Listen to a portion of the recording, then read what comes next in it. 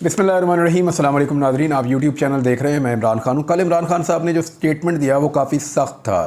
हत्ता के पाकिस्तान तहरीक इंसाफ के बहुत सारे MNA सेनेटर्स उसके ऊपर बात नहीं कर पाए। इमरान खान साहब के पास क्योंकि कुछ और खोने के लिए ऐसा लगता है नहीं, ना उन्हें किसी कारोबार का ख़तरा है, ना उन्हें किसी जायदाद का ख़तरा है, अपनी जान का ख़तरा वो लेते नहीं हैं, पहले भी गोलियाँ खा चुके हैं। और इमरान खान ने अपनी सारी कश्तियाँ ऐसा लगता है जला दी। वो कोई भी बात कहने से घबराते नहीं हैं, कोई भी बात कहने से टलते नहीं हैं, कोई भी बात कहने से डरते नहीं हैं, झिझकते नहीं हैं। लेकिन उनकी पार्टी के अंदर जो लोग मौजूद हैं वो तमाम लोग उस तरह से बात कर नहीं पाते, और वो इमरान खान साहब के मौक़िफ़ को बाज़ औक़ात रिपीट भी नहीं कर पाते, क्योंकि वो बाज़ औक़ात बहुत हार्ड किस्म का स्टांस लेते हैं, बड़ा असूली किस्म का भी मौक़िफ़ उनका बाज़ औक़ात होता है। तो इमरान खान साहब ने जो कहा वो बाकी लोग तो नहीं कह पा रहे, लेकिन बहुत सारे लोग ये कह भी रहे हैं। पार्टी की अक्सरियत उसको उठा रही है, आवाम की अक्सरियत सोशल मीडिया के ऊपर उस पर बात कर रही है, जो उन्होंने मौक़िफ़ लिया पाकिस्तान के अंदर मौजूदा सूरत हाल में, और जो उन्होंने पॉइंट आउट किया शख्सियात को, और उसके बाद उन्होंने जो उसका हल पेश किया। लेकिन अब मामला ये है कि दूसरी जानिब से एक जवाब, क्योंकि बराह रास्त तो आता नहीं है, तो ये एस्टेब्लिशमेंट की जानिब से जवाब कामरान शाहिद साहब ने, जर्नलिस्ट हैं, उन्होंने एस्टेब्लिशमेंट का जवाब दिया है। कुछ लोग तो कहते हैं कि ही इज़ एस्टेब्लिशमेंट, लेकिन हिस्सा है यानी। लेकिन कामरान शाहिद साहब ने एस्टेब्लिशमेंट के बिहाफ के ऊपर जो जवाब लिखा उसमें कह रहे हैं कि जो एस्टेब्लिशमेंट के सोर्सेज हैं वो कुछ बातें कंफर्म कर रहे हैं। वो ये कह रहे हैं कि किसी किस्म की रिकन्सिलिएशन नहीं हो रही है। NRO का भी उन्होंने जिक्र किया कि ऐसा कुछ नहीं हो रहा, और इशारा जो है पाकिस्तान तहरीक इंसाफ की तरफ है कि उनके साथ किसी किस्म का नहीं हो रहा। दूसरा उन्होंने कहा जी इसमें कुछ डिमांड्स हैं, कुछ ऐसी चीज़ें हैं जो हो जाएं तो उसके बाद फिर मामला आगे बढ़ सकता है। अब वो जो चीज़ें हैं जिनके बारे में कामरान शाहिद साहब ने अपनी ट्वीट में इशारा किया, एक तो ये कि ज़िम्मेदारी कबूल की जाए, मज़म्मत की जाए 9 मई की स्पेशली, और फिर ये यकीन दहानी भी करवाई जाए कि आइंदा कभी भी इस तरह का कोई सूरत हाल नहीं बनेगी या ऐसी कोई भी चीज़ नहीं की जाएगी। अब ये एक तो कामरान शाहिद साहब कह रहे हैं, इस पर रिएक्शन बड़ा खौफनाक आ रहा है लोगों का। लोग ये कह रहे हैं कि 10-10 महीने से लोग जेलों में हैं, 11-11 महीने से लोग जेलों में हैं, और जो लोग छूट रहे हैं वो बेगुनाह साबित हो रहे हैं कि वो इस गुनाह के अंदर शामिल भी नहीं थे। अदम शवाहिद की बिना पर लोग जो हैं वो बरी हो रहे हैं, या वो लोग जो है वो उनकी सज़ा ख़त्म हो रही है, या उनको ज़मानतें मिल रही हैं। तो ऐसी सूरत हाल में अब 11 महीने के बाद ऐसा क्या हो गया कि जो है वो आम माफ़ी दी जाएगी और उसके ऊपर एक नई सिचुएशन क्रिएट की जाए। लोगों का इसके ऊपर रद्द-ए-अमल आ रहा है। लोग जो कहना चाहते हैं वो कहने में आज़ाद हैं, लेकिन कुछ सहाफ़ी भी अब ऐसी बातें कर रहे हैं कि इमरान खान साहब को माफ़ी मांग लेनी चाहिए, इमरान खान साहब को जो है वो मज़म्मत कर देनी चाहिए और यकीन दहानी करवानी चाहिए। सहाफ़ी ऐसी बातें कर रहे हैं। ये जो बातें लोग कर रहे हैं, पाकिस्तान तहरीक इंसाफ का क्राउड या सोशल मीडिया के ऊपर इनको अच्छी नज़र से नहीं देखा जा रहा। इमरान खान साहब बात करने के लिए तो तैयार हैं, लेकिन मौक़िफ़ बदलने के लिए तैयार नहीं है। ये है मेन चीज़। और इमरान खान साहब का मौक़िफ़ जो है वो, एक बात तो बड़ी बात है, वो कहते हैं लोगों ने 8 फरवरी को वोट दिया है, वो उनका मैंडेट है, सबसे पहले उसका एहतराम किया जाए। जो सबसे बड़ा काम है इस मुल्क में जो हुआ वो 8 फरवरी को हुआ। जो लोगों का मैंडेट है उसका एहतराम करें और आए बैठे फिर बात करते हैं। ये इमरान खान साहब का जो है वो मेन फोकस है। अब मामला ये है कि कामरान शाहिद साहब ने जो बात की, अगर इसको दुरुस्त मान लिया जाए कि इस वक्त पाकिस्तान तहरीक इंसाफ के साथ किसी किस्म की डील या ढील नहीं है, ये कामरान शाहिद साहब क्लेम कर रहे हैं, कुछ और सहाफ़ी भी क्लेम कर रहे हैं, एस्टेब्लिशमेंट के सोर्सेज को लेकर क्लेम कर रहे हैं, तो फिर इसको सच माना जाना चाहिए। अगर इसको सच मान लेते हैं तो फिर एक प्रोपेगेंडा कभी नहीं होना चाहिए कि इमरान खान साहब के जितने मुकदमात इस वक्त अदालतों के अंदर ज़ेर समाअत हैं, और जितने मुकदमात इस वक्त उड़ रहे हैं, जितने मुकदमात इस वक्त फारिग हो रहे हैं, मेरिट के ऊपर हो रहे हैं। यानी या तो आप ये कहें कि इमरान खान साहब के साथ कोई NRO हो रहा है, या इमरान खान साहब के साथ कोई डील हो रही है, या आप ये कहें कि इमरान खान साहब के साथ कुछ चीज़ें तय की जा रही हैं, फिर तो आप कह सकते हैं कि उनके नतीजे में इमरान खान के मुकदमे ख़त्म हो रहे हैं। एक तरफ इमरान खान साहब के मुकदमात उड़ रहे हैं, ख़त्म हो रहे हैं, बोगस करार दिए जा रहे हैं, और राणा सनाउल्लाह, जावेद लतीफ़ और बहुत सारे PMLN के लोग अपने मुंह से कह रहे हैं, जो PMLN के सहाफ़ी हैं वो अपने मुंह से कह रहे हैं कि ये केस टिक ही नहीं पाएंगे। तो मेरिट के ऊपर ये मुकदमात ख़त्म हो रहे हैं इमरान खान साहब के। तो अब आपको ये मानना पड़ेगा कि क्योंकि इमरान खान साहब की कोई डील नहीं हो रही, लिहाजा उनके जितने मुकदमात ख़त्म हो रहे हैं वो किसी डील के नतीजे में ख़त्म नहीं हो रहे जैसे नवाज शरीफ के ख़त्म हुए थे, किसी डील के नतीजे में ख़त्म नहीं हो रहे जैसे शहबाज शरीफ के ख़त्म हुए थे, किसी डील के नतीजे में ख़त्म नहीं हो रहे। जैसे पीडीएम की जमातों ने अपने मुकदमात, यानी जरदारी साहब ने, पीपल्स पार्टी के लोगों ने और पीएमएलएन के लोगों ने और बाकी जमातों के लोगों ने अपने अपने मुकदमा जैसे ख़त्म करवाए थे, वैसे इमरान खान साहब के मुकदमे ख़त्म नहीं हो रहे। अगर वैसे ख़त्म हो रहे होते तो ये सारे कह रहे होते कि डील हो रही है। एक तरफ सब लोग ये कह रहे हैं कि इमरान खान साहब के साथ कोई डील या कोई ढील नहीं है, और दूसरी तरफ ये कभी नहीं कह सकेंगे कि इस वक्त जो मुकदमात ख़त्म हो रहे हैं वो किसी डील या डील का नतीजा है। यानी इमरान खान के मुकदमात मेरिट पे ख़त्म हो रहे हैं, यहाँ पे इसको लॉक कर लेते हैं। जब ये प्रोपेगेंडा करेंगे तो यही चीज़ें निकाल कर इनको सुनाएंगे और इनको दिखाएंगे। अब आ जाए खैबर पख्तूनख्वा को दहशत गर्दों से तशबीह देने पर पाकिस्तान तहरीक इंसाफ ने मरियम नवाज़ के ऊपर तनकीद की है। उसकी वजह यह है कि मरियम नवाज़ साहबा, मैंने आपको पहले बताया था कि पंजाब में ये लोग बुरी तरह हारे हैं।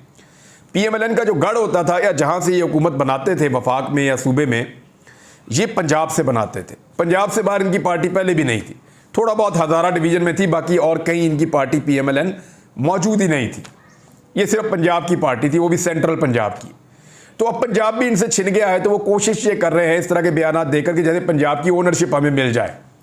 लेकिन पंजाब के लोग बहुत समझदार हो गए हैं, किसी भी जगह जाके आप पूछ लें तो फ़र्क है बिल्कुल। ये अभी शहबाज शरीफ साहब ने जहाज़ में बैठे और जहाज़ के अंदर जो मेरी इतला के मुताबिक जितने भी लोग उस जहाज़ में सवार थे, कमर्शियल फ़्लाइट का इस्तेमाल तो किया है, लेकिन उस सारी फ़्लाइट को अपने लोगों से बुक किया है। यानी जितने भी लोग शहबाज शरीफ के साथ गए हैं सऊदी अरब तक उस कमर्शियल फ़्लाइट में, वो शहबाज शरीफ साहब के अपने ब्यूरोक्रेट, अपने करीबी लोग, अपने फैमिली फ्रेंड्स, उनके सारे बच्चे और उनकी फैमिलीज थी, जिनको शहबाज शरीफ जहाज़ में हाथ शात लगा के तो ये कॉन्फिडेंस शो कर रहे थे कि मैं पब्लिक में जा सकता हूँ। मेरी गुजारिश है कि लाहौर शहबाज शरीफ साहब का गढ़ है, उनके बकौल इछरा बाजार का चक्कर लगा लें, जरा जाके लोगों को मिलने, दुकानदारों को। इस्लामपुरा बाजार का चक्कर लगा लें, जहाँ से नवाज शरीफ साहब हमेशा इलेक्शन लड़ते हैं, जरा मिलने जाके लोगों को हाथ मिलाए, लोगों से जरा उनकी बातचीत सुने। कहीं पे भी निकल जाए सड़क के ऊपर और निकल के बात कर दें, तब पता चलेगा पब्लिक में गए या नहीं गए। एक जहाज में अपने मनपसंद लोगों को भर के उनके साथ सलाम दुआ लेना ये कोई बहुत बड़ी बात नहीं है। मरियम नवाज साहबा ने जो ये खैबर पख्तूनख्वा के बारे में बातें की हैं, उसके ऊपर जो रिएक्शन आया तहरीक इंसाफ का, वो मैं आपको बता देता हूँ। वज़ीर आला पंजाब मरियम नवाज की जानिब से सूबा खैबर पख्तूनख्वा को दहशत गर्दों और स्मगलरों से तशबीह देने पर पाकिस्तान तहरीक इंसाफ के रहनुमाओं ने तनकीद का निशाना बनाते हुए कहा कि पीडीएम दहशत गर्दी में इजाफे की जिम्मेदार है। और इस्लामाबाद में पाकिस्तान तहरीक इंसाफ पंजाब के सेक्रेटरी इत्तलात शौकत महमूद बसरा के हमरा प्रेस कॉन्फ्रेंस के दौरान पाकिस्तान तहरीक इंसाफ के मरकजी सेक्रेटरी इत्तलात रऊफ हसन ने सियासी अदम इस्तेहकाम के लिए खैबर पख्तूनख्वा हुकूमत और पीटीआई को जिम्मेदार ठहराने पर मरियम नवाज पर तनकीद की। रऊफ हसन ने कहा कि शरीफ खानदान खैबर पख्तूनख्वा के साथ दुश्मनी के लिए जाना चाहता था। उन्होंने नवाज शरीफ के माजी के बयान का हवाला दिया, जहां उन्होंने खैबर पख्तूनख्वा के अवाम को उनकी और उनकी पार्टी की हमायत ना करने पर बेवकूफ़ कहकर उनकी तौहीन की थी। आपको याद है इलेक्शन में नवाज शरीफ साहब गए थे और खैबर पख्तूनख्वा के लोगों को बेवकूफ़ कहा था, ये वही जिक्र कर रहे हैं। रऊफ हसन ने कहा कि मरियम नवाज ने धाती डोर को खैबर पख्तूनख्वा से स्मगलिंग का इल्ज़ाम लगाया। उन्होंने कहा कि शरीफ खानदान और उनके हामी मुल्क में दहशत गर्दी में इजाफे के जिम्मेदार हैं। उन्होंने दावा किया कि मुस्लिम लीग नून, पीपल्स पार्टी, एमक्यूएम और पीडीएम के अंदर दीगर जमातों ने सियासी खला पैदा करने के लिए तहरीक इंसाफ की मुस्तहकम हुकूमत को गिराने की साजिश की, जिसका फ़ायदा दहशत गर्दों ने उठाया। अली अमीन गंडापुर ने वज़ीर आज़म से वफाक के तनाजुर में मुलाकात की। वफाक के साथ इख्तलाफात के बावजूद काम करना है। फिर उन्होंने कहा कि पीटीआई ने मुलाकात को तनकीद के बावजूद बर्दाश्त किया। जब से हुकूमत बनी पीटीआई का वफाक से रवैया मुस्बत है। उन्होंने कारकुनों को यकीन दिलाया कि इख्तलाफात के बावजूद वफाक के साथ वर्किंग रिलेशनशिप रखना आईनी जिम्मेदारी है। ये सारा कुछ गिनवाने के बाद फिर उन्होंने कहा कि खैबर पख्तूनख्वा हुकूमत के मुस्बत रवैये के बावजूद वफाक अपनी जिम्मेदारियां पूरी करने में नाकाम है। और फिर इस तरह के जो स्टेटमेंट हैं वो दिए जाते हैं और इस तरह की बातें की जाती हैं, तो उससे खैबर पख्तूनख्वा के अवाम और वहाँ की जो लीडरशिप है उनकी दिलादारी होती है।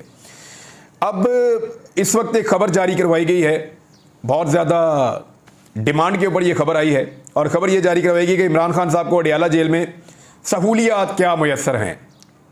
देखें, जो इमरान खान साहब को अडियाला जेल में सहूलियात मुयस्सर है ना, ये मरियम नवाज और नवाज शरीफ को मिलने वाली सहूलियात के सामने अशरे अशीर भी नहीं है। मैं आपको ज़िम्मेदारी से कह रहा हूँ कि नवाज शरीफ को और मरियम नवाज को जेलों के अंदर जो सहूलियात मैसर थीं, मुलाकातों के हवाले से, खाने पीने के हवाले से और रहन सहन के हवाले से और प्रोटोकॉल्स के हवाले से, उन सहूलियात का 10% भी इमरान खान साहब को जेल में मैसर नहीं है। मैं ज़िम्मेदारी के साथ आपको कह रहा हूँ। लेकिन कभी आपने सुना कि नवाज शरीफ साहब के बारे में सारी तफसीलात शाया की गई वो मीडिया पे कि नवाज शरीफ को क्या क्या मैसर है? लेकिन इमरान खान साहब के बारे में तफसीलात शाया करवाई गई हैं कि इमरान खान साहब को इतना खाना मिलता है, इमरान खान साहब को ऐसी जगह पे रखा हुआ है, वो इतनी सी जगह के ऊपर वॉक कर सकते हैं और उनको किचन से खाना किस तरह पका के दिया जाता है, उसके ऊपर खर्चा कितना आता है, इमरान खान साहब की सिक्योरिटी के पेश नज़र जेल के आसपास की सिक्योरिटी कैसी रखी गई है और उस सिक्योरिटी के ऊपर क्या खर्चा आता है और कौन कौन सी फोर्सेज वहाँ पे काम कर रही हैं। यानी इस तरह की खबरें जो हैं वो तभी दी जाती हैं जब किसी आदमी को बदनाम करना मकसद हो। लेकिन इमरान खान को बदनाम करने की आज तक जितनी कोशिशें की गई हैं वो सारी अब तक तो नाकाम हुई हैं। यानी इज़्ज़त और ज़िल्लत तो मेरे अल्लाह रब्बुल इज़्ज़त के हाथ में है ना, इंसान तो ये कर नहीं सकता। अगर इंसान कर सकता तो जो ताकतवर लोग हैं इस मुल्क में वो सबसे ज़्यादा इज़्ज़तदार होते, जो पैसे वाले लोग हैं इस मुल्क में वो सबसे ज़्यादा इज़्ज़तदार होते। लेकिन ऐसा नहीं है।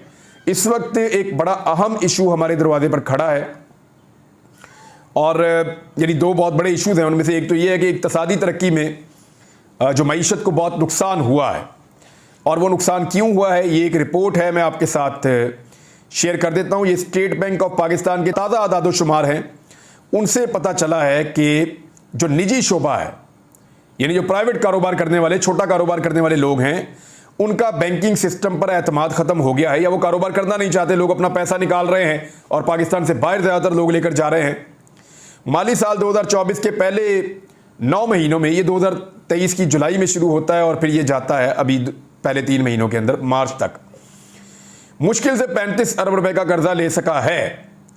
ये क्यों ले सका? इसलिए कि यहाँ पे लोग, जो निजी शोबा है वो बैंकों पे एतमाद नहीं कर रहा और उन्होंने मईशत के अंदर से अपनी शिरकत को कम कर दिया है।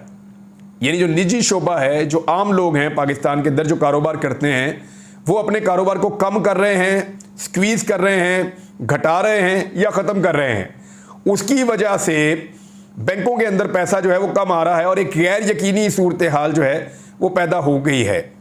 यानी माली साल 2023 की इसी मुद्दत में ये रकम जो है वो 264 अरब रुपए थी और अभी जो है वो 35 अरब रुपए है। कहाँ 35 अरब और कहाँ 264 अरब।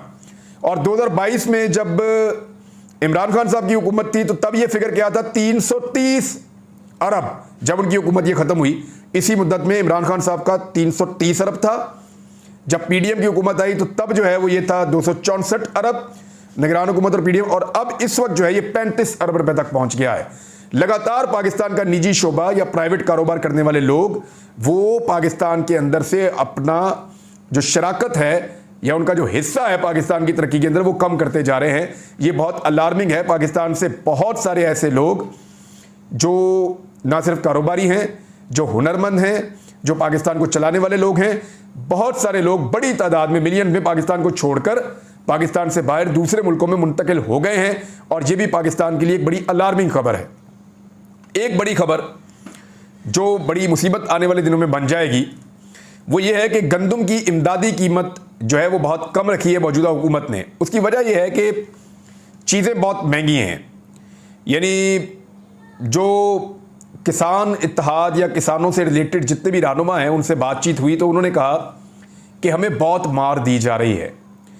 गंदम फी एकड़ के ऊपर जो इस मरतबा लगाई गई है, बीज महंगा हो गया है, यूरिया महंगी हो गई है, डीएपी महंगी हो गई है, डीजल बहुत महंगा हो गया है जिससे वो टरबाइन चलाते हैं और पानी डालते हैं अपनी फसल को।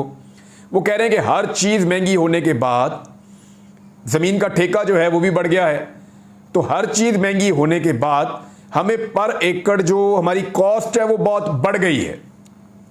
जो हम गंदम की पैदावार करते हैं, अगर 1 मन गंदम पैदा करने पे पहले फ़र्ज़ करें 100 रुपया लगता था तो अब वो 200 रुपये से ज़्यादा एक्सीड कर चुका है।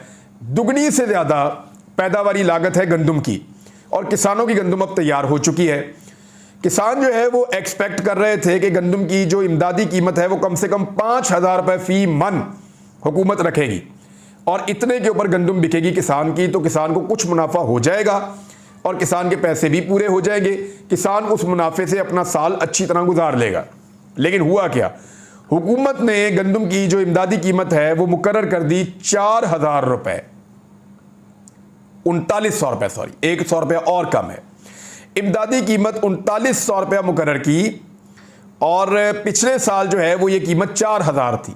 यानी पिछले साल से गंदम इस साल ज़्यादा महंगी लग रही है, ज़्यादा किसान की कॉस्ट बढ़ गई है, लेकिन गंदम की जो कीमत है हुकूमत ने इमदादी कीमत कम कर दी है, 4,000 से 3900 कर दी है। जबकि किसान का मुतालबा है कि कम से कम इसकी कीमत 5,000 रुपये फी मन रखी जाए। लेकिन अब किसान जो है, देखें ये महंगाई तो आएगी, जब यूरिया महंगा है, डीएपी महंगी है, बीज महंगा है, जब ट्रैक्टर चलाने के लिए डीजल महंगा है, जब तमाम पुर्जे महंगे हो चुके हैं, ट्रैक्टर भी महंगे हो चुके हैं, ज़मीन का जो किराया है या उसका जो ठेका है वो भी महंगा हो चुका है, बाहर मजदूर की मजदूरी महंगी हो चुकी है, जो लोग ज़मीन पे काम करने वाले हैं वो भी ज़्यादा पैसे मांग रहे हैं, जो कटाई करने वाले लोग हैं वो भी ज़्यादा मुनाफा मांग रहे हैं। तो ऐसी सूरत में कैसे मुमकिन है कि किसान उसी कीमत के ऊपर या उससे कम कीमत के ऊपर गंदम को बेचे? तो किसान की तो कमर तोड़ दी है जो सूरत हाल इस वक्त हुकूमत ने पैदा कर दी है। किसान ये कह रहे हैं कि हम एहतजाज करेंगे, वो ये कह रहे हैं कि हम रैली निकालेंगे, जलसा करेंगे, जुलूस करेंगे, हम एहतजाज करेंगे, हम इस सिलसिले को यहाँ रुकने नहीं देंगे, हुकूमत को गंदम की इमदादी कीमत में इजाफा करना पड़ेगा। इमरान खान साहब को नाज़रीन जेल के अंदर 246 दिन आज मुकम्मल हो गए हैं और पाकिस्तान की पॉलिटिक्स जो है वो आज भी उनके इर्द गिर्द घूम रही है, ये मैं आपको पहले भी बता चुका हूँ। लेकिन जो बड़े मामलात हैं पाकिस्तान में इस वक्त 2-3 वो मैं आपके सामने रख देता हूँ, जो ये डिसाइड करेंगे कि पाकिस्तान किस सीमत जाएगा ईद के बाद। नंबर 1, जजेस ने जो ख़त लिखा है सुप्रीम कोर्ट ऑफ पाकिस्तान को, वो ख़त और वो केस। नंबर 2, फॉर्म 45, फॉर्म 47, इसके ऊपर जो इलेक्शन ट्रिब्यूनल्स हैं वो किस तरफ लेके जाते हैं पाकिस्तान को, इस पे डिपेंड करता है कि पाकिस्तान ईद के बाद कहाँ जाएगा। यानी हाई कोर्ट के जजेस हैं ये, जिनके बाद ये मामला जाएंगे, फॉर्म 45 और 47 वाले। ये 2 चीज़ें होगी। तीसरा, जो अपोजिशन इस वक्त ग्रैंड अलायंस बना रही है एहतजाजी तहरीक चलाने के लिए, वो ईद के बाद क्या रुख इख्तियार करती है, ये 3 चीज़ें तय करेंगी कि पाकिस्तान किस तरफ जाएगा। और फिर इन सब के मुकाबले में सिर्फ एक ऐसी चीज़ है कि अगर इमरान खान रिहा हो गए तो फिर मुल्क कहाँ जाएगा, ये सब जानते हैं। अब तक के लिए इतने, अपना ख्याल रखिएगा, अपने चैनल का भी। अल्लाह हाफ़िज़।